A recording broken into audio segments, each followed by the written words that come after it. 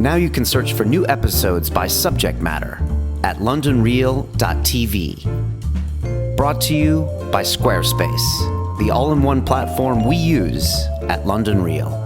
What was jail like?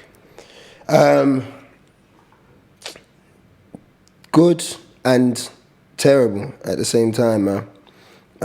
Hard time for me. I felt like I didn't belong there, even though I always felt I was going Really? to prison. Yeah, I think it's what do they call it, a rites of passage. Okay.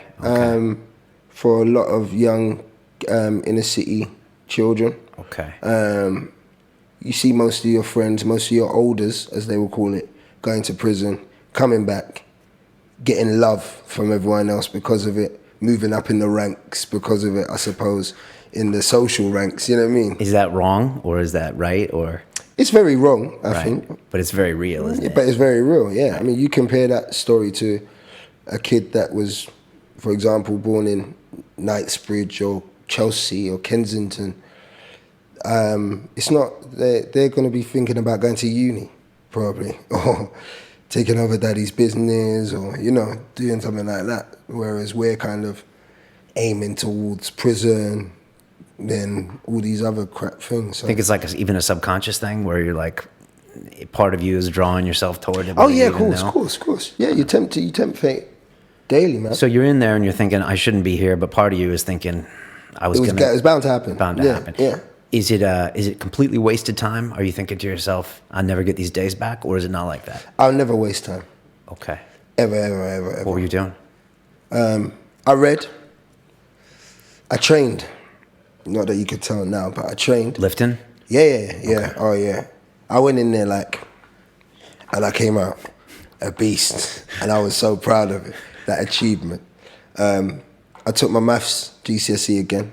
I failed maths GCSE, and I think I got a C when I was in there, so I didn't do that much better, but it was a pass. Okay. I did an MVQ in food hygiene, of all things.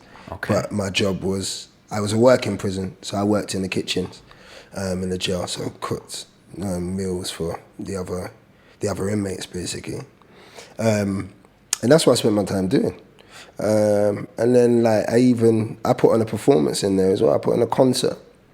Managed to get the governors to let me get a group of inmates together that wanted to perform and was doing music and rapping and whatever, and we would rehearse like twice a week, like 4 weeks in the run up to this thing, and then they gave me the gym and like the whole, all different wings came out and just watched or whatever, and I did that. I did that in an environment where I knew most people didn't like me as well. Okay. Was it dangerous in there?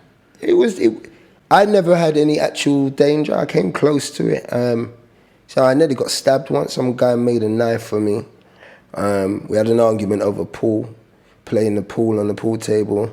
And next day, you know, he'd gone in his cell in the night and made a knife. He's saying to his cellmate that he's going to stab me in the morning. Luckily enough, the cellmate told the governors, the prison staff, and they raided his cell and found it and whatever, and he got taken off the wing. And I had another sticky situation where, you know, I was about to get beaten up in the showers. A guard had left me there on purpose in the wrong place because they knew that people were trying to get hold of me through their intelligence, reading letters and listening to phone calls and that. So obviously one of these prison staff was working with another inmate and kind of left me in there. About 5 of them came in to beat me up, but a warden from my wing found out about it and came and saved me. So it was close. There was a few times where I thought, you know, this is quite sticky. But it was all about, I enjoyed changing the perceptions, people's perceptions of me in there. I think a lot of people thought I was a gangster and, you know, what they seen on TV and in the press and that. So they were actually, you know, real hardcore gangsters, and they're thinking, does this guy think he is, like, whatever. So they would test you a bit, don't they? And when I was like, well, I'm cool, man. I'm no threat to you, bro. Like I was just making music. I know this. I know that was a bit silly, me saying that in that lyric and this and that and whatever. And then they're like, oh. Okay, that was okay. You're nothing, man. You're cool. You know.